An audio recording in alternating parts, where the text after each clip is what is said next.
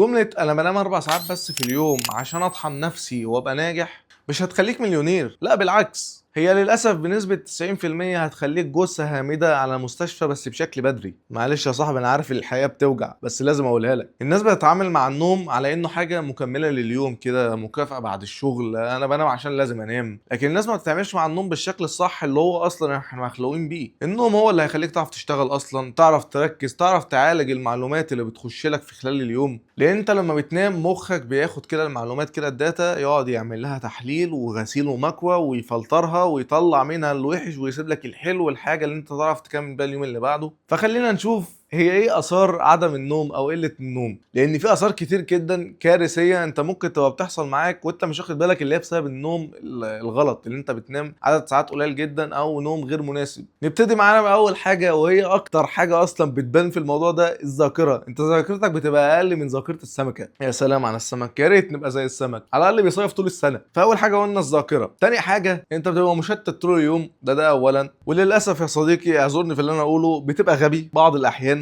بتنسى بسرعه جدا، وبتلاقي الكلام بيقع منك وبتقعد تدور عليه وبتنسى اصلا انت كنت بتقول ايه، وتلاقي في جمله في النص انت اصلا نصها خلص، يعني انت نصها وقع منك وانت ناسي اصلا انت كان في جمله كان المفروض تكملها. ده انت لو افتكرت اصلا بعديها اللي فيه جمله اصلا انت نسيتها. ده غير بقى طبعا الهمدان، واللي انت اصلا بتشتغل بوضع توفير الطاقه اصلا، يعني انت تقريبا بتشتغل بانتاجيه بنسبه 10%، بس ده انت لو وصلت لها يا دوبك تاكل وتشرب وتتحرك. ده لو عملتها كمان، انت عايز حد كمان اللي يعملها معاك. فانت يا باشا عايز تظبط نومك وعايز سوبر باور، ثبت ميعاد نومك كل يوم في ميعاد معين، خلاص انت عرفت انت هتنام. حاول تبعد اي مشتتات عنك قبل نومك بقى، يعني بساعه. خلي دماغك تفرز ميلاتونين نظيف، مثلا اقرا قرآن قبل ما تنام من المصحف مش من التليفون، عشان التليفون بيطلع لك اشعه زرقاء بتاثر على نومك اصلا. يا عم اقعد في البلكونه اتفرج على اللي رايح واللي جاي، اقرا كتاب، اقعد تامل في الحيطه. الحاجات دي هتخليك او بتهيئك للنوم بشكل صحيح جدا، هتخليك تعرف تنام.